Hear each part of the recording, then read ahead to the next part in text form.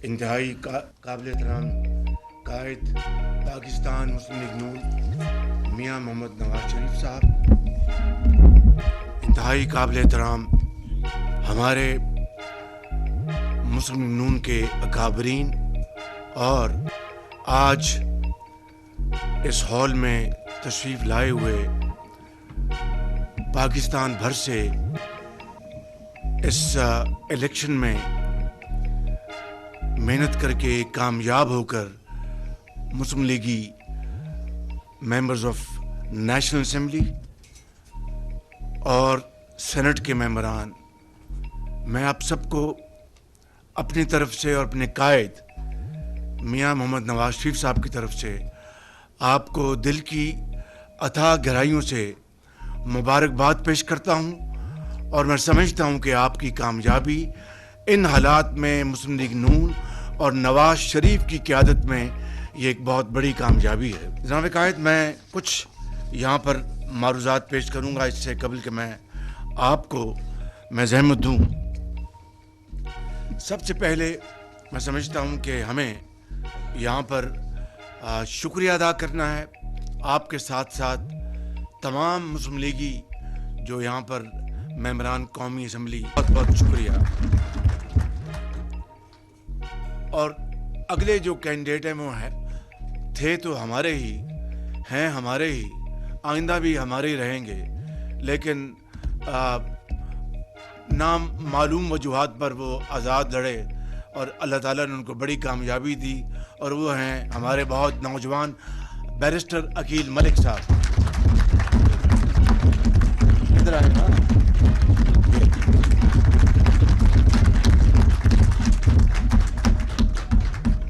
अगले हमारे जिन्होंने आज़ाद इलेक्शन लड़ा, ये वैसे भी माजी में भी कई मरतबा आज़ाद पंच ही रहे, ये अपने बलबूते पर हमेशा इलेक्शन लड़े और जीत कर आते रहे, और हैं भी आज़ाद मंच, आज़ाद पंची भी और दिल के भी आज़ाद हैं। वो हैं जनाब रशीद अकबर ख़ान निमानी साहब।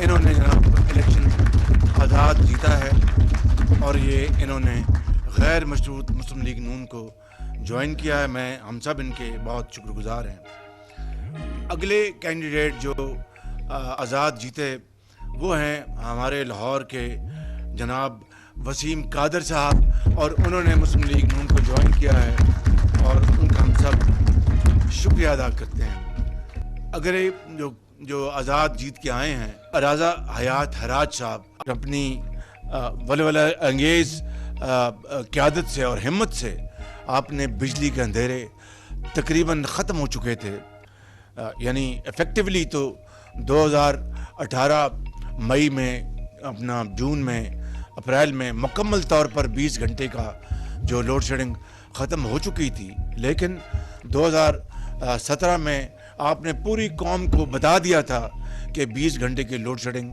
अब ख़त्म होने वाली है। उसमें जिस तरह सी पैक के मंसूबे आप लेके आए, वो पूरी कौम उस तारीख की गवाह है। किस तरह यहाँ पर धरने थे और धरनों की वजह से प्रेसिडेंट शी जिनपिंग का दौरा मुअख्खर हुआ और पूरी कौम में एक मायूसी फैल गई, लेकिन आपने वो मायूसी को रोका, थामा, फैलने नहीं दिया। अल्लाह का आपने तवक्कुल किया और फिर अप्रैल में वो दोबारा तशरीफ़ लाए 2015 में, और फिर 15 में वो तशरीफ़ लाए और मुआहदे हुए इन्हीं बिल्डिंगों में, साथ ही बिल्डिंगों में, और फिर किस तरह दिन रात इसके ऊपर काम हुआ, और साथ साथ आपने 5000 मज़ीद मेगावाट अपने पाकिस्तान के वसाइल से आपने 5000 मेगावाट बिजली और कौम को मुहैया की, और इस तरह 20 घंटे की लोड शेडिंग ख़त्म हो गई। आप यकीन करें कि अगर आपका यही एक कारनामा अगर होता तो क़यामत तक कौम इस बात को याद रखती कि आपने बिजली की लोड शेडिंग ख़त्म की। मगर बात यहीं ख़त्म नहीं होती, आपने पाकिस्तान के चारों सूबों को आपने मोटरवेज के ज़रिए उनको कनेक्ट किया। मोटरवेज के बानी आप हैं, कोई और मोटरवेज का बानी नहीं है बिल्कुल।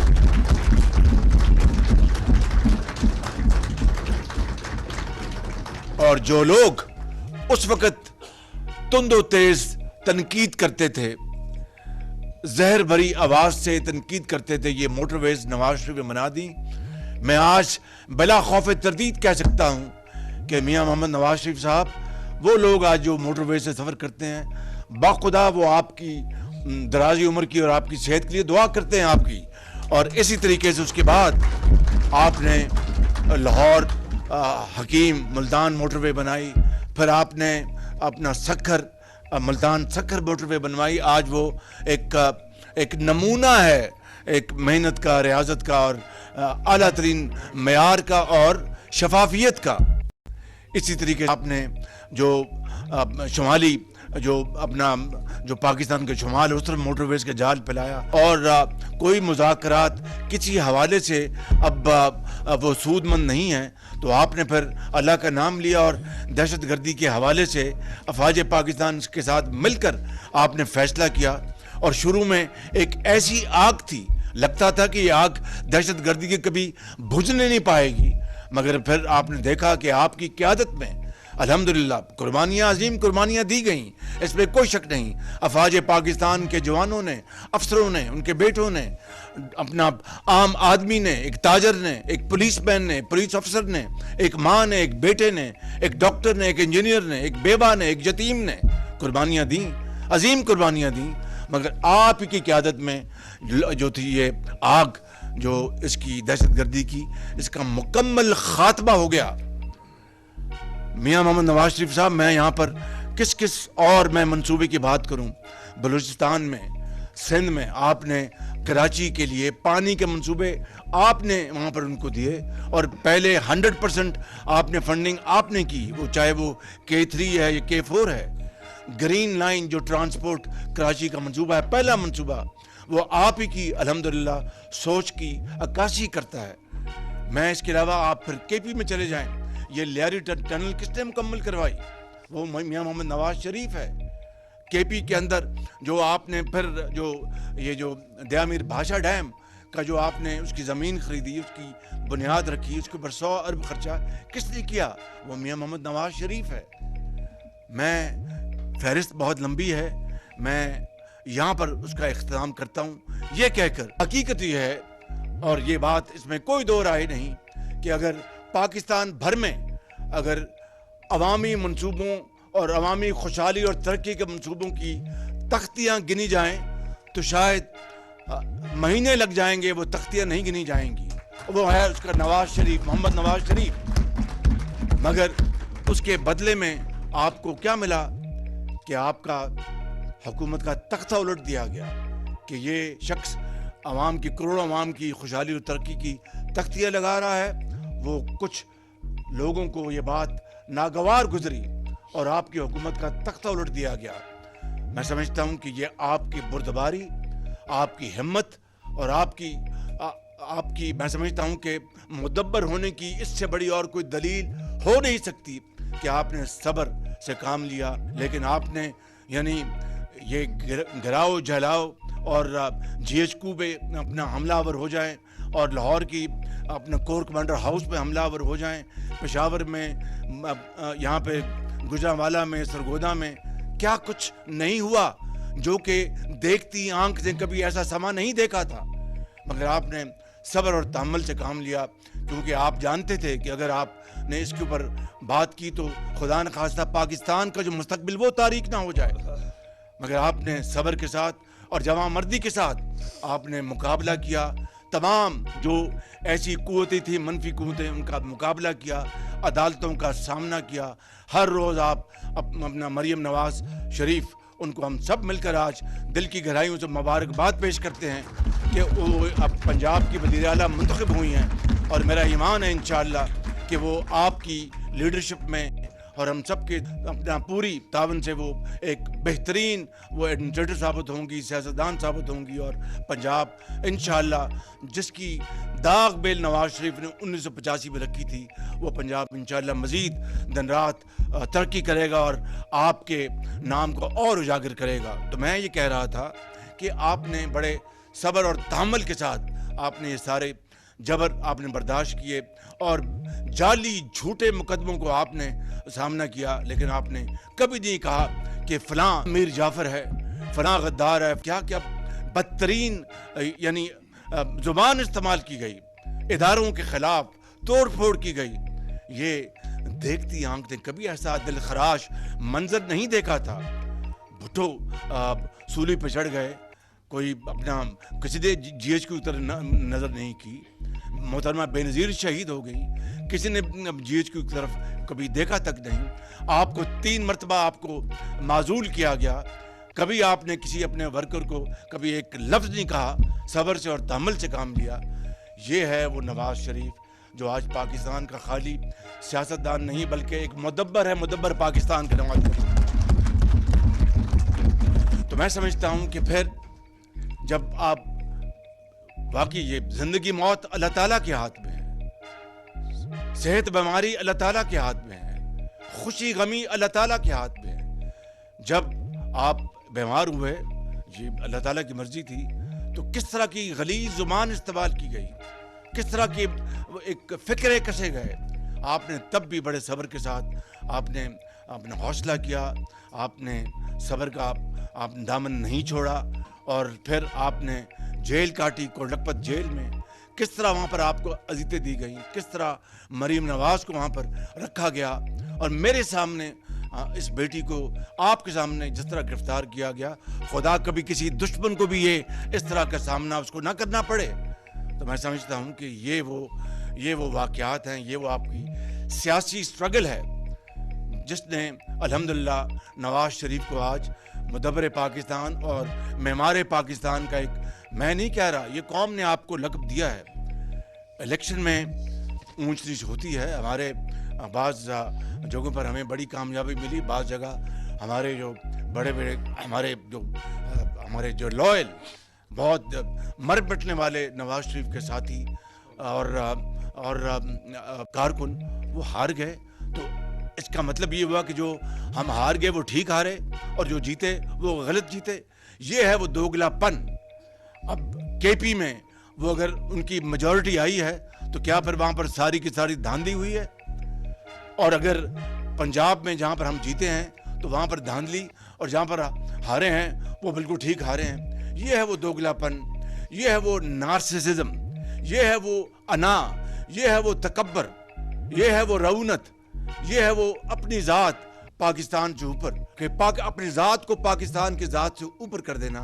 मैं समझता हूँ कि कभी किसी ने इस तरह की सोच इख्तियार नहीं की और यही वो सोच है जो आज पाकिस्तान को, जिसने आज तबाही के किनारे ला खड़ा किया है। मैं समझता हूँ कि आज इस इंतखाब के बाद अब देखिए किस तरह यहाँ पर जो सदर पाकिस्तान हैं आइन की एक मरतबा फिर धज्जियाँ बिखेर रहे हैं और कॉन्स्टिट्यूशन को तार तार कर रहे हैं कि उन्होंने असम्बली का इजलास जो उनका आइनी फरीज़ा था उसको उन्होंने इग्नोर किया और एक पार्टी के अपना एक मुनकर इशारे पर इमरान खान नियाज़ी के ऊपर और आइन को उन्होंने जिस तरह माजी में वोट ऑफ नो कॉन्फिडेंस के मौके ऊपर उन्होंने आइन को वायलेट किया, आज फिर वो आइन को वायलेट करने के मुर्तकब हो रहे हैं। अब KP में अगर अपना वो हलफ लिया जा रहा है तो वो यहाँ वहाँ पर आइनी है और यहाँ पर आइनी नहीं है।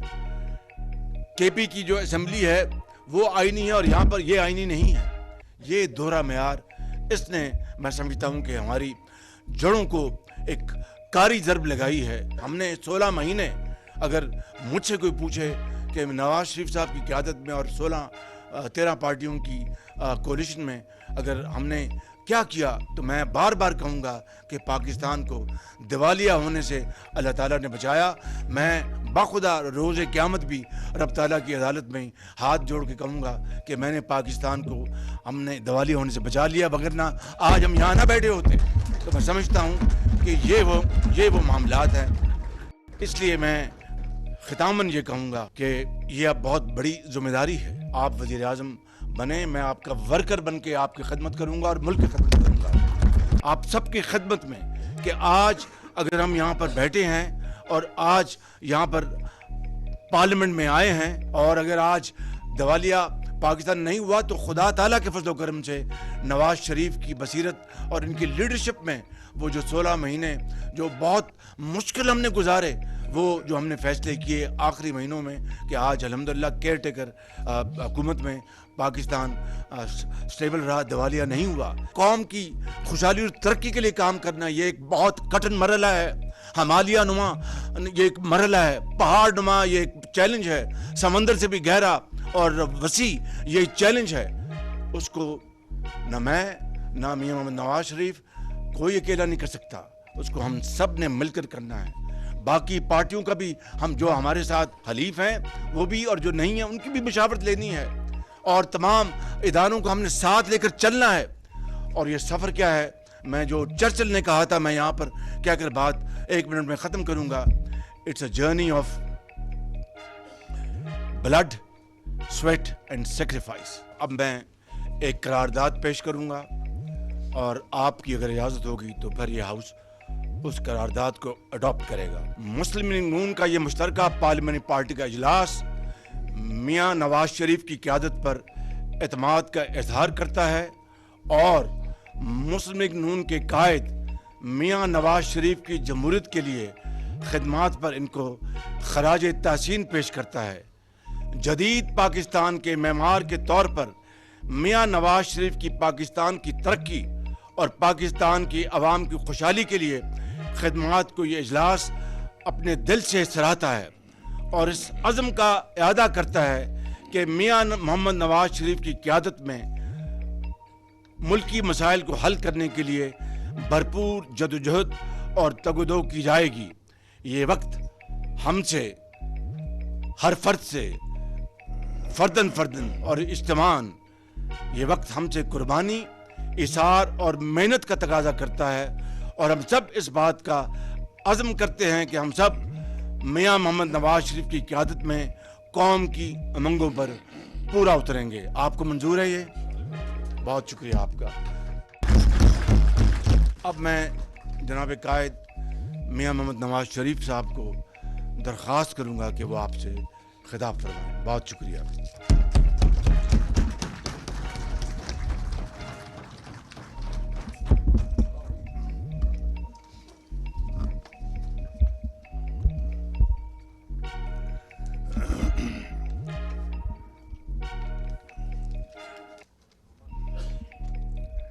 बिस्मिल्लाहिर्रहमानिर्रहीम।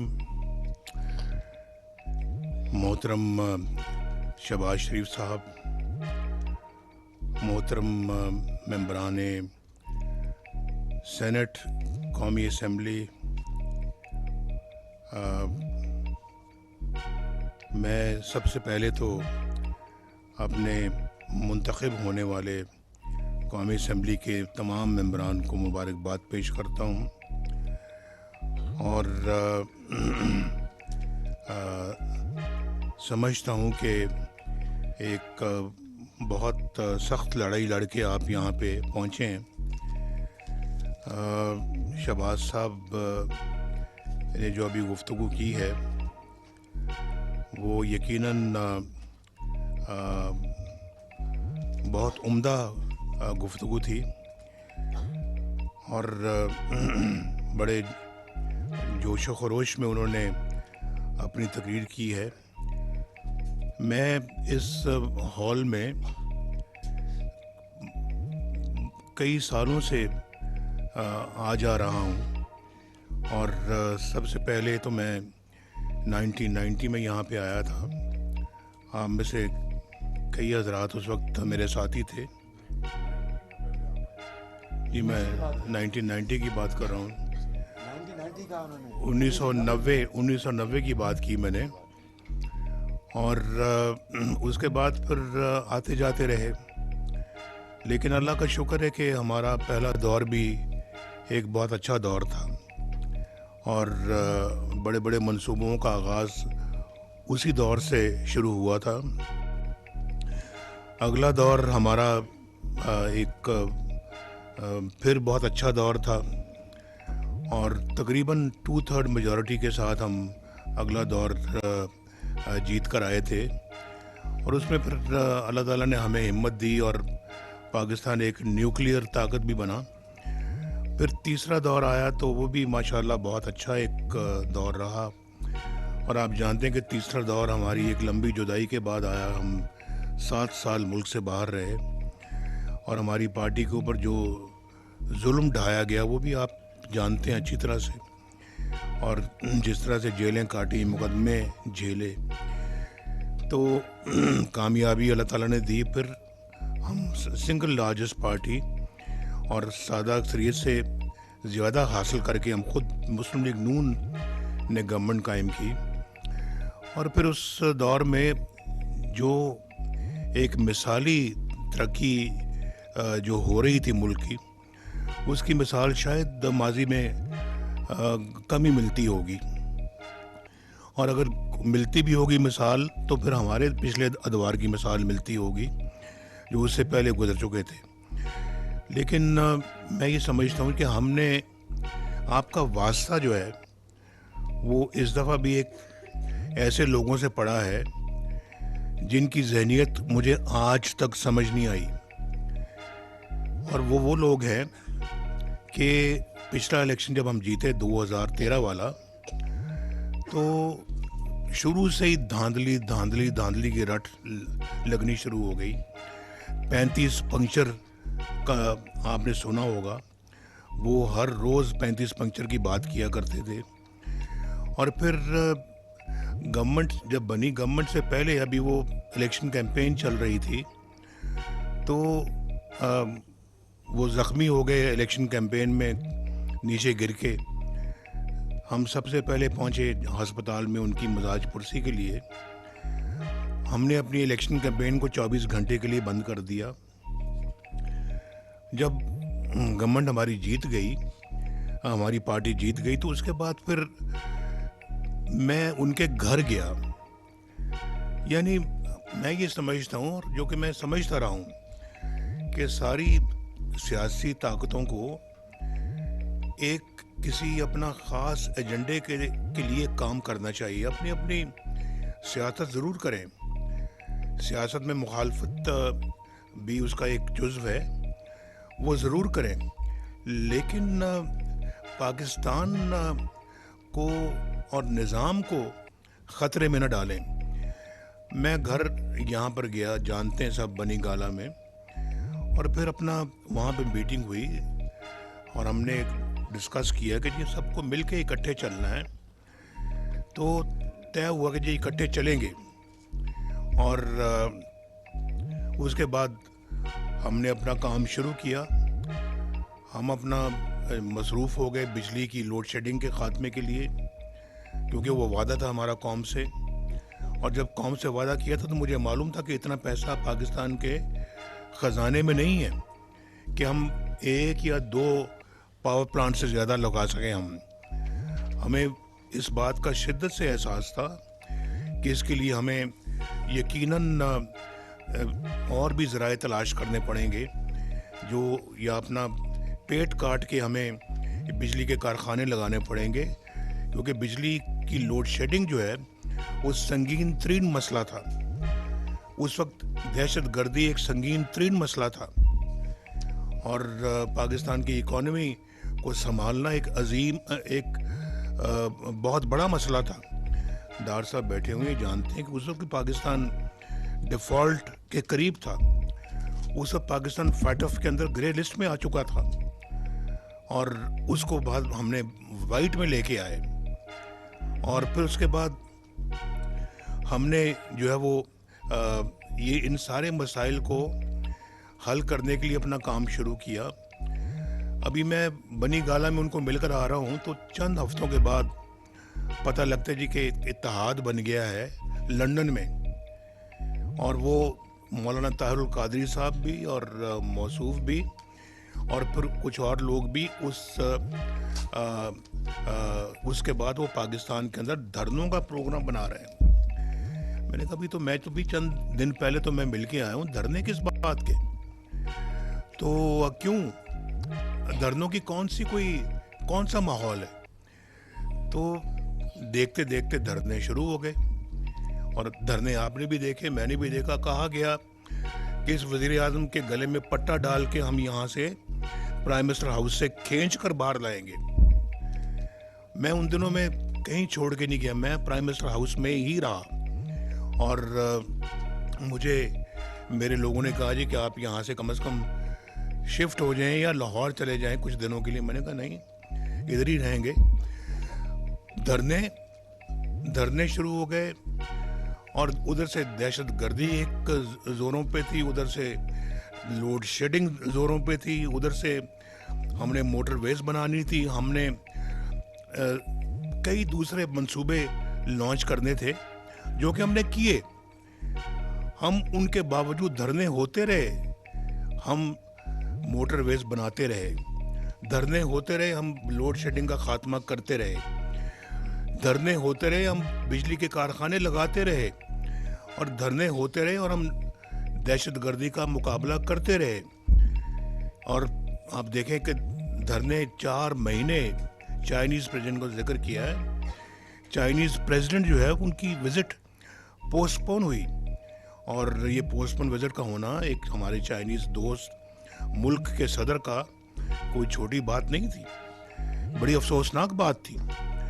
और फिर उसके बाद उन धरनों के बावजूद, उन एहतजाजों के बावजूद, वो गाली गलोच के बावजूद, माहौल ख़राब करने के बावजूद, हमने अल्लाह के फजल करम से सारी कमिटमेंट्स अपनी कौम से पूरी की और हमने डिलीवर किया अल्लाह के फजल करम से। 2017 तक मेरे, जब सुप्रीम कोर्ट ने जब मुझे फारिग किया, वो क्यों फारिग किया, वो कौन जज थे, वो मुझसे ज़्यादा मेरा ख्याल ये पूरी कौम जानती है। वो क्या केसेस थे, बेटे से तनख्वाह ना लेने पे वज़ीर आज़म को डिस्क्वालीफाई किया जा रहा है।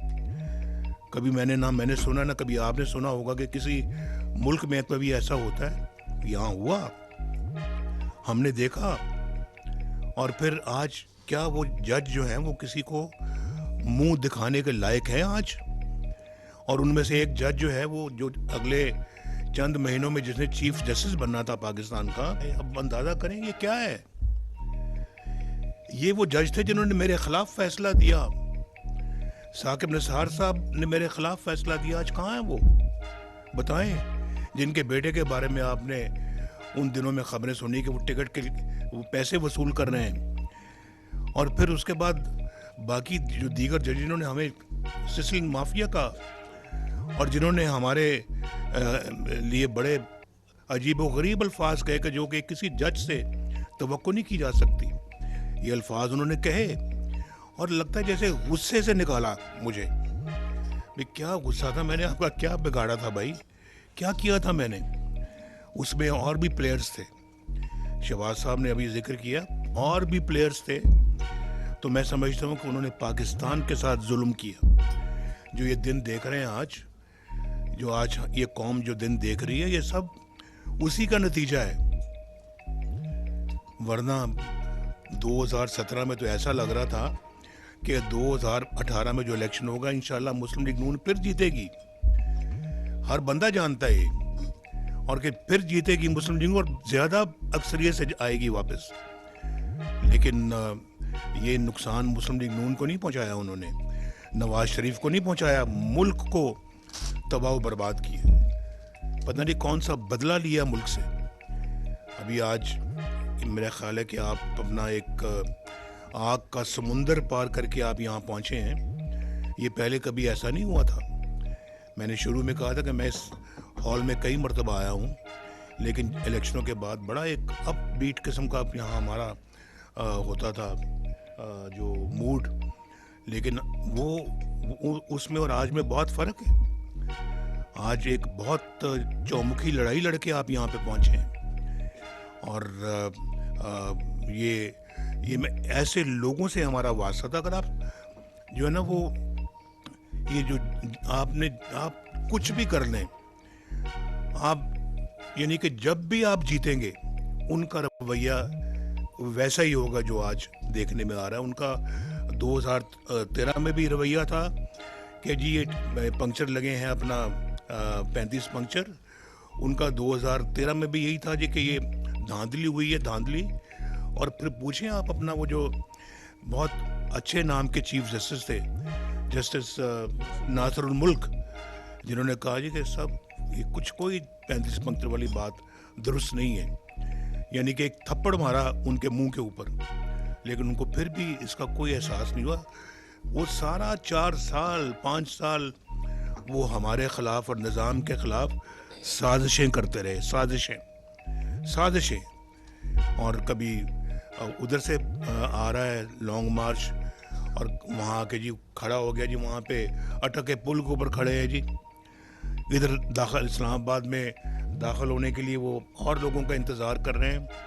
भाई मुझे बताएं आप कि वो आप अपने सूबे से जो चीफ मिनिस्टर आपने मुंतखब करवाया था, हालांकि मौलाना साहब ने मुझे कहा था, फजल रहमान साहब ने, कि हम मिलके आपसे हुकूमत बनाते हैं। हमने कहा कि नहीं, इनके पास अगर अददी तादाद ज़्यादा है तो इन्हीं को बनाने दें। तो वो आ रहे हैं, हुकूमत का वहाँ का सरबराह आ रहा है अपने लोगों को लेके इस्लामाबाद पे हल्ला बोलने के लिए, हमला करने के लिए। कभी ऐसा सुना है, कभी देखा है ऐसा कि एक चीफ मिनिस्टर एक प्राइम मिनिस्टर के ख़िलाफ़ जो ज़ुबान इस्तेमाल कर रहा है और फिर हमला करने का मंसूबे बना रहे हैं? तो ये सारा कुछ क्या था ये? हमने तो भाई हर मौके पे आपको हमने दावत दी है। हमने आपको कहा कि भी आप टीम के साथ मिल के चलें, हम आपको ड्यू रिस्पेक्ट दे रहे हैं और देंगे, आइंदा भी देंगे। लेकिन ये सब कुछ उन्होंने करके दिखाया और पूरी कौम ने देखा है। तो आप चाहे जितना भी वुज़ू करके पाक साफ होके आए हैं, उन्होंने वही इल्ज़ाम लगाना है जो वो आज लगा रहे हैं। उनके किसी भी इल्ज़ाम से ना डरना चाहिए, ना घबराना चाहिए। और आपने देखा कि अपने दौर में बदतहज़ीबी, बदतमीज़ी, बदकलामी और इस तरह के, वो आईजी तुम्हें मैं जेल में डालूंगा, वो फलां चीफ सेक्रेटरी मैं तुम्हें छोड़ूंगा नहीं, ये कुछ तरीका बात करने का? ये जो इन असेंबलियों में बैठने वाले क्या इस लहजे में बात करते हैं? इस मुल्क के वज़ीर आज़म तुम अगर बने हो तो इस लहजे में बात करते हो? कम से कम और नहीं तो कौम को तो ये चीज़ें ना सिखाओ, ये कौम के बच्चों को तो ये चीज़ें ना सिखाओ, उनको तो बदतमीज़ी ना सिखाओ उनको। वो तो अभी पढ़ लिख के उन्होंने जवान होना है, अभी से वो ये कल्चर सीखेंगे तो वो किधर जाएंगे, उनका क्या मुस्तकबिल होगा? और फिर आपने अपने दौर में मुझे बताएं 3 साल 4 साल में किया क्या है? कौन सा मंसूबा लॉन्च किया हुआ आपने? अभी शहबाज साहब ने गनवाया कि हमने मोटरवेज बनाई, हमने अपना सड़कें बनाई, हमने सिर्फ पंजाब में नहीं, हमने अल्लाह के फजल से बलूचिस्तान में बनाई, हमने अल्लाह के फजल करम से KPK में बनाई, हमने सिंध में बनाई, हमने पंजाब में बनाई, हमने यहाँ पे बनाई गिलगित बल्तिस्तान में, आज़ाद कश्मीर में, कोई जगह छोड़ी नहीं हमने। लवारी टनल कहाँ है? KPK में है। और ये जो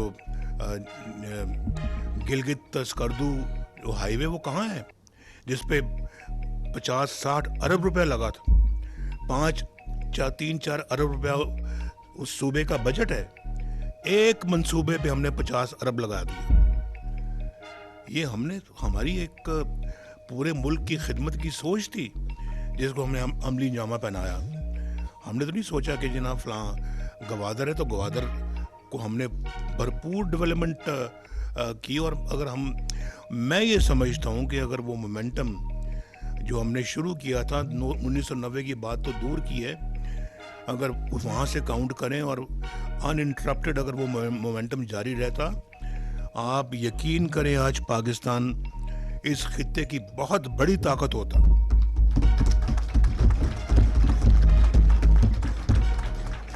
हम तो कब के 20 जो G20 होगी, G20 है ना, G20 में पहुंच चुके होते कब के। और चले 1990 छोड़े, 24 नंबर पे हम आ चुके थे, तो 20 पे आना तो मुश्किल बात नहीं थी। तो अगर छोड़ दें बाकी 1990 से जो हमने जो किया, हमने बल्कि ये बुनियादें मोटरवेज की 1990 से रखी हुई हैं। और हर मोटरवे पे मुस्लिम लीग नून का मोहर लगी हुई है। किसी और की मोहर बता दें अगर कोई है तो हम बिल्कुल हम तस्लीम करेंगे। हर बड़े मंसूबे में मुस्लिम लीग नून की मोहर लगी हुई है। ये मैं कह रहा हूँ, शहबाज शरीफ साहब ने अभी कहा है। तो मैं समझता हूँ जी कि हमने तो अल्लाह के फजलो करम से अपना जो है वो सारा ज़ोर डेवलपमेंट पे लगाया, पाकिस्तानियों की फलाह बहबूद पे लगाया।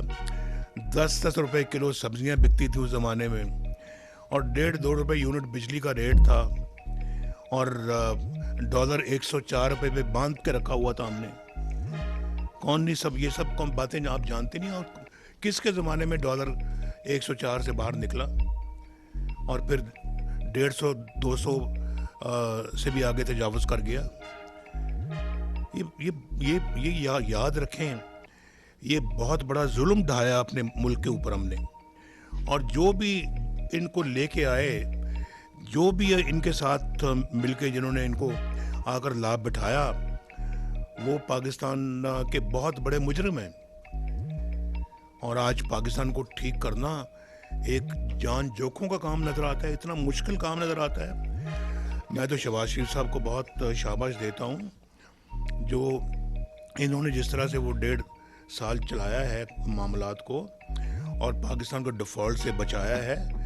मैं समझता हूँ कि इन्हीं का हौसला है, इन्हीं की हिम्मत है जिन्होंने करके दिखाया है, और पाकिस्तान को मुश्किलों से जो है ना वो निकालने की भरपूर कोशिश की इन्होंने।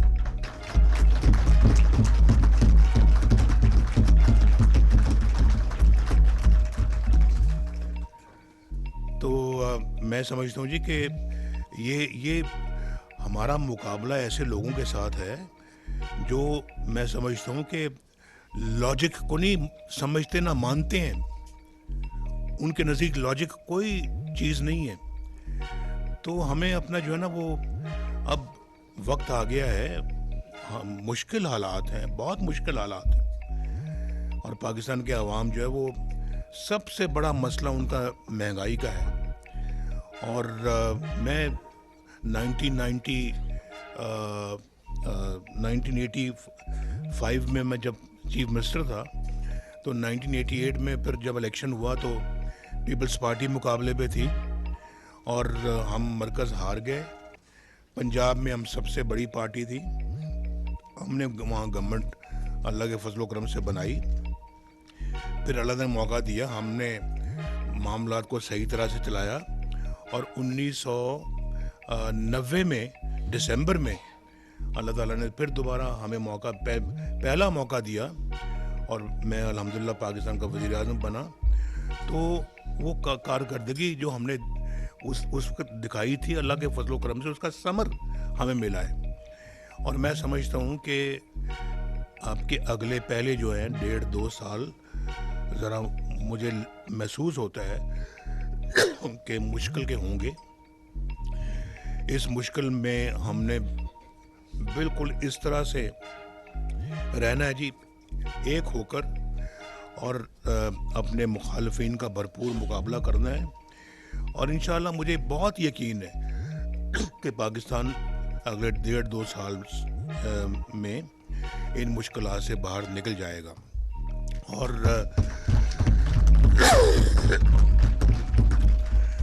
इंशाअल्लाह निकल जाएगा। और फिर उसके बाद आप बहुत सारे ऐसे काम कर सकते हैं जो कि आपके नज़दीक और कौम के नज़दीक बहुत अहमियत के हामिल होंगे। हमने मिलकर पाकिस्तान के ज़ख्म भरने हैं। पाकिस्तान बहुत ज़ख्मी है, इस वक्त बहुत ज़ख्मी है। और मैं पिछले कई डेकेड से, कई दहाइयों से मैं ये देख रहा हूँ, इस तरह का ज़ख्मी पाकिस्तान मैंने पहले कभी नहीं देखा। तो इस मुल्क को मुसीबतों से निकालना है, इस मुल्क को मुश्किलों से हमने निकालना है। और मैं ये समझता हूँ कि ये 1.5-2 साल डिफ़िकल्ट होंगे, जिसमें डिफ़िकल्ट फ़ैसले भी करने पड़ेंगे आपको, लेकिन इंशाअल्लाह आप उसके बाद यकीनन अल्लाह के फजलो करम से निकलेंगे। लेकिन नीयत नेक होनी चाहिए। नीयत अगर नेक होगी तो अल्लाह ताला ज़रूर आपकी मदद करेगा। हमने 24 करोड़ आवाम को सुकून देना है, बिजली गैस के बिलों को कम करना है, अपनी रुपए की कीमत को ठीक करना है, मुल्क के अंदर जो है वो ये जो पाकिस्तान को अपने पाँव पे खड़ा करना है अपने, और फिर वो बहुत तदब्बुर के साथ एक सोचे समझे एजेंडे के तहत अगर आप चलेंगे तो इंशाल्लाह बिल्कुल ये सफ़र बड़ा आसान हो जाएगा। मैं यकीनन शहबाज साहब की बहुत तारीफ़ करूँगा कि जिस हिम्मत हौसले के साथ इन्होंने ये पिछला 1.5 साल गुजारा है, इन्हीं की हिम्मत है। इनकी जगह मैं होता तो मैं शायद ना चल सकता, और अभी भी अल्लाह के फजल करम से इन हालात में माशाअल्लाह शहबाज शरीफ इज़ द बेस्ट चॉइस। और मुझे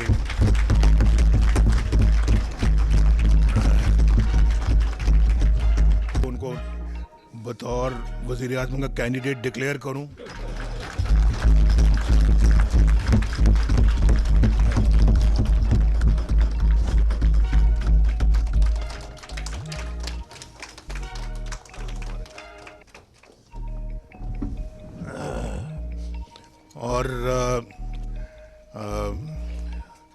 और इनके साथ साथ जनाब सरदार एयाज सादिक साहब जो है वो उनको बतौर स्पीकर के अपना उम्मीदवार करेंगे।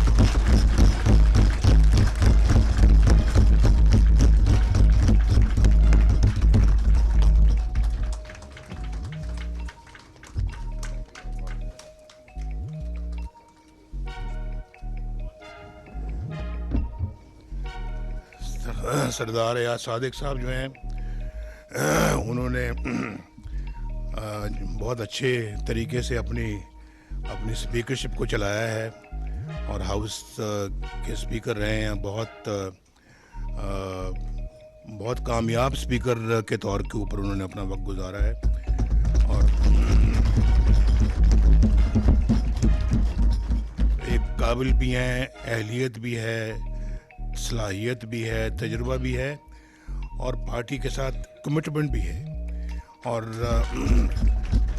मुझे यकीन है इंशाल्लाह कि वो भी ऐसे हालात में एक बेहतरीन स्पीकर के तौर के ऊपर एक दफ़ा फिर उभरेंगे।